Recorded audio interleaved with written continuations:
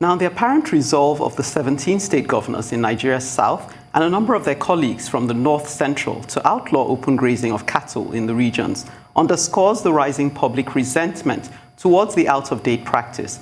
But how far can this solve the problem of the frequent clashes between farmers and herders? For answers, we're now being joined by Terver Akase, the Chief Press Secretary to the BENUE State Governor, whose administration passed a similar law in 2017. Good to have you join us. Now, my understanding... Thank you very much for having me. Thank you so much. My understanding is that there was an agreement between the Southern Governors Forum at their last meeting in Lagos that September 1st, which is today, was the deadline for governors in southern Nigeria to sign the anti-grazing law. We know Akeredolu has signed one, but we also know that 11 states have failed to meet this deadline. Could you help us speculate as to what is holding up this compliance? Well, as you are aware, BENUE was the first to enact a law that does not only prohibit open grazing, but also has offered a solution, which is ranching. And when we learned about the decision of the Southern Governors Forum, we applauded. We were so happy that now BENUE is no longer a lone voice in this country. The rest of the states, I mean, especially in some parts of the north and the southern region, have seen the need to phase out the colonial, I mean, the Stone Age practice of animal husbandry. And how it will work is a very interesting question. The answer is very simple. It's for the nomads to come to terms with the fact that pattern,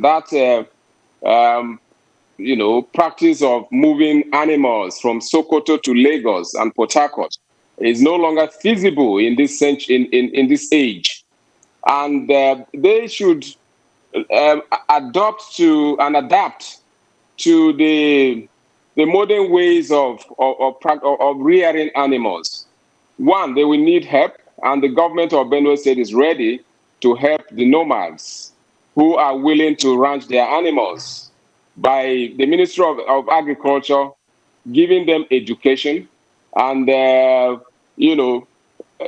training them in how best they can ranch their animals. And it's not only about the nomads; it's about every other person in BENUE who wants to own or who already owns livestock.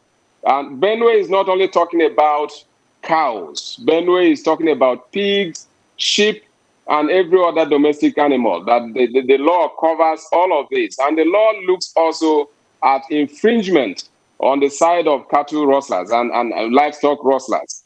That if you have your animals in the ranches and anyone goes to the ranch to rustle them, and that person is arrested, he will be prosecuted, and if found guilty, be jailed. So all that this will take is for both parties, the cattle owners and the every other person who is involved, every other stakeholder should agree, first of all, that we cannot continue to have open grazing in parts of this country. The land is no longer there. Nigeria is the giant of Africa. And if we boast our chest to be the giant of Africa, then we should move with the times. And the new times are that animals are across the world, animals are in ranches. You don't find anywhere that you go. You can't find them in Europe roaming the streets. You can't find them in America. You can't find them anywhere like we see in Abuja, where people have to wait for cows to cross the roads before they pass.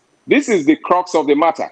The first thing is for the pastoralists to accept that these laws are meant for their own good as well and their animals, and they should embrace the modern ways of animal husbandry, which is keeping them in ranches. By the way, when a cow or a pig or a goat is in a ranch, it produces better. It produces. It looks healthier because they are taken care of in a modern way. So I think that this shouldn't be a problem. It's a matter of acceptance. People embracing the new way of rearing animals. So now that these 11 states have not, the deadline has passed, the 11 states have not complied, how do you reason with them in order to get on the same page so that these open grazing laws become something that is not an issue? Okay, let me give you an example of what BENUE did.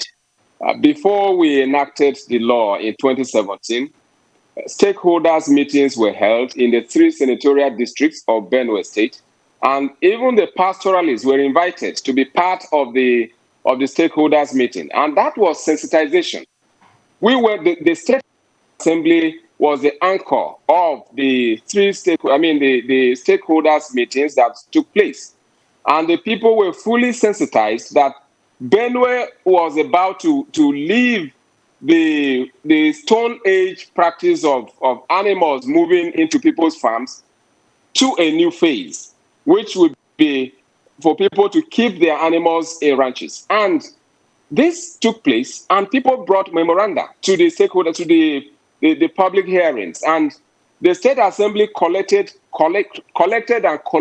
the memoranda, went back to the drawing board, and came up with a law that was popularly and generally accepted by BENUE people. So the first thing that the states in the South, they have taken the right decision by agreeing that open grazing should no longer hold in any part of southern Nigeria. That is the first thing, because when a new dispensation is to be installed, to be introduced, you have to carry people along. You have to have your people on the same page. And that is what they have done, which is commendable, by determining that, look, from now going forward, southern Nigeria will not tolerate animals from one part of the region to the other. So that is the first thing. Now, the next thing should be to sensitize the people. Let them be on the same page with the governments, the various governments, here and there. But when the majority of the people agree that this is the right thing to do, the minority that are against it will eventually